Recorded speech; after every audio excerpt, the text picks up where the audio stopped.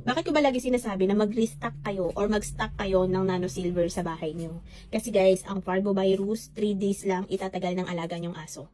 So kung kailan nagka-parvovirus yung aso mo, tsaka ka lang order, baka hindi na umabot to sa inyo dahil naranasan ko na yan. Ang nano silver po ay nakakapagpalakas ng immune system nila. Immune support nila to. Kasi po, ang parvovirus, wala pa pong gamot dyan sa parvovirus at distemper. Kaya, nire-recommend ko sa inyo na dapat lagi kayong may ganito dahil pwede nyo rin siyang ibigay araw-araw sa inyong mga alaga para lumakas yung immune system nila at malabanan nila yung mga virus.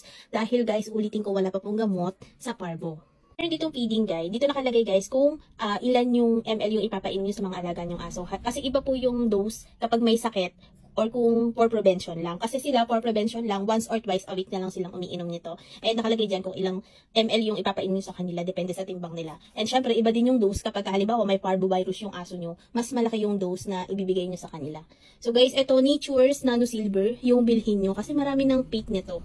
Dito kayo sa, ilalagay ko na lang dyan para dyan kayo makabili kasi ayan yung legit na shop.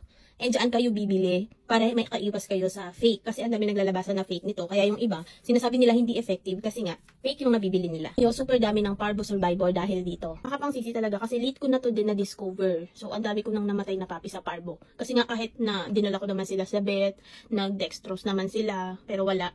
Kailangan talaga nila ng ganito, pampalakas ng immune system nila para mas malabanan nila yung virus. So, ito yung kailangan nila, immune support talaga. Hindi lang siya, ang maganda rito hindi lang siya pang parvo, pwede din to sa may mga distemper, bacterial infections, blood parasite, diarrhea. Ayan, pwede nyo sila nitong painumin.